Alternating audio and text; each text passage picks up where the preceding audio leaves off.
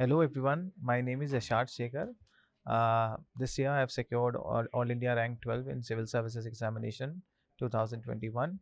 I've completed my graduation from St. Stephen's College in Economics Honours in 2018, and this was my third attempt in UPSC. In the beginning, in my first attempt and second attempt, it was an integrated preparation.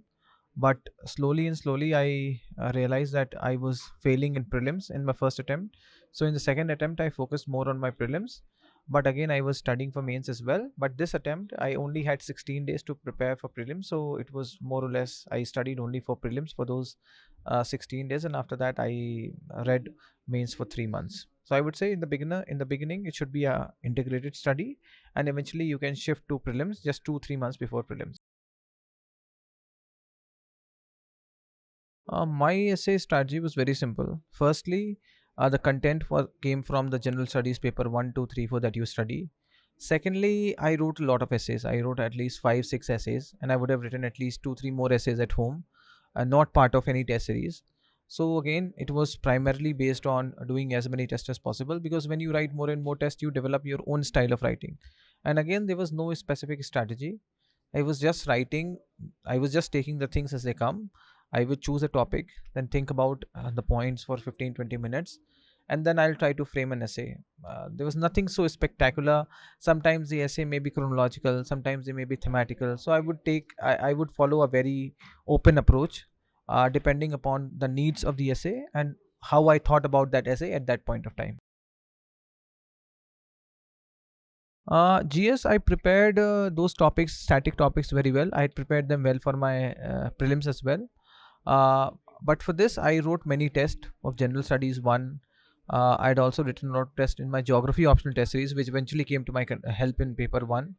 Uh, Also, my optional is geography, so a lot of questions were from geography in general studies paper one. Apart from that, writing examples, drawing diagrams, and all this worked in my favor. And the ability to answer all the questions, all the 20 questions equally well. Okay, there might have been 1-2 questions which I didn't know very well, but again, you should try to answer all the questions equally well, and then you would be perfectly clear with your answers, and you will get good marks.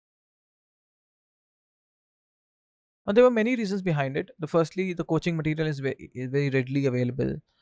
Teachers are readily available, and at the same time, I had a keen interest in geography.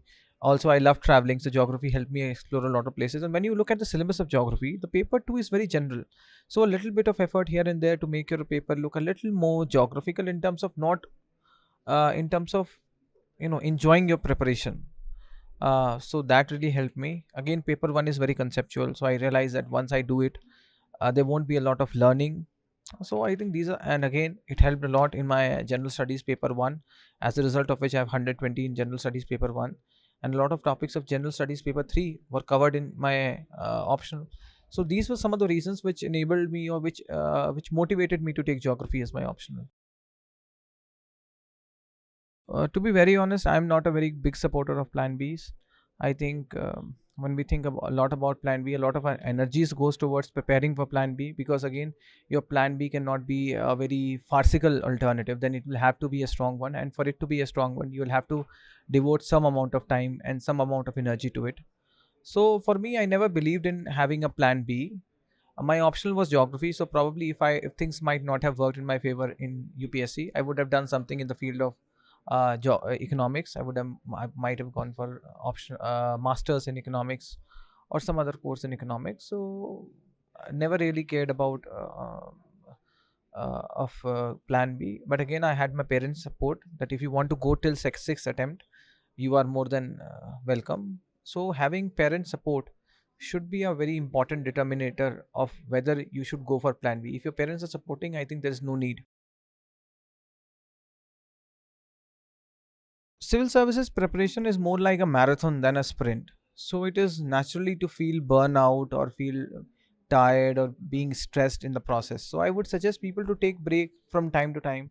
In this year's means in 3 months, I did not take a lot of break because there was only 90 days to prepare and attempt, and I had to write, and I had told myself that I would write many tests. So I did not enjoy a lot of time. But again, during my preparation for the last 3-4 years, when I became serious about civil services, I used to take breaks regularly. after every 15 days or 10 days or even sometimes 2 days in a week. So you'll have to give yourself break. You'll have to give yourself some chance to gather your thoughts and to come back at it again. So the best way to handle stress is to let loose of that. Okay, UPSC might be the most important thing, but again mental peace is more important, because without mental peace you won't be able to come to you won't be able to bring your 100% to the preparation. So again, for me, there were many sources of release of stress, like watching movies, playing cricket, playing sports, going to gym.